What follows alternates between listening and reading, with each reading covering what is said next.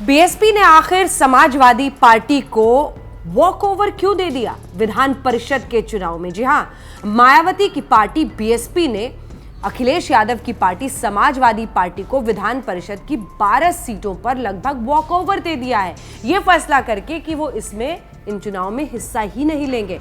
माना जा रहा था एक वक्त पर कि 12 सीटों पर चुनौती मिल सकती है, क्योंकि अधिसूचना जारी होने से पहले ही 2 नामांकन पत्र बीएसपी की तरफ से खरीद भी लिए गए थे। माना जा रहा था कि राज्यसभा में जिस तरह का माहौल रहा, उसी वजह से यहां पर भी विधान परिषद या एमएलसी चुनाव में मायावती की पार्टी अपने उम्मीदवार उतारेगी और सपा के लिए मुश्किलें हो सकती हैं। लेकिन आखिर ऐसा क्या हुआ जिसकी वजह से मायावती ने समाजवादी पार्टी को वॉक ओवर दे दिया? लगभग निर्विरोध समाजवादी पार्टी के उम्मीदवारों का चुना जाना तय हो गया।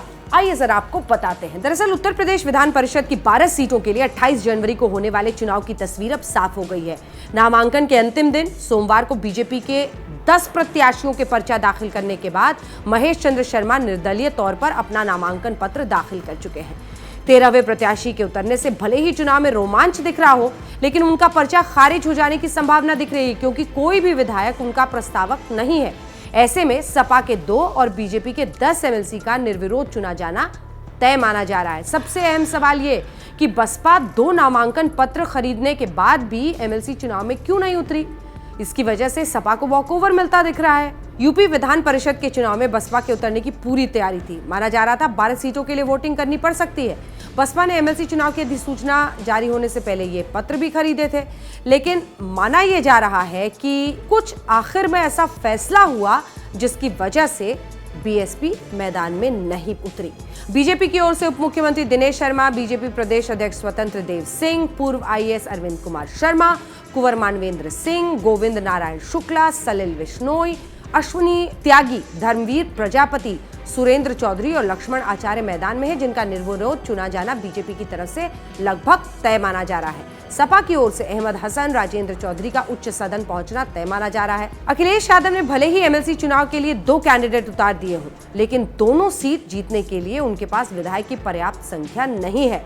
सपा के 48 विधायक जीत कर आए थे, जिनमें आजम खां के बेटे अब्दुल्ला आजम खां की विधायकी का मामला कोर्ट में विचाराधीन है।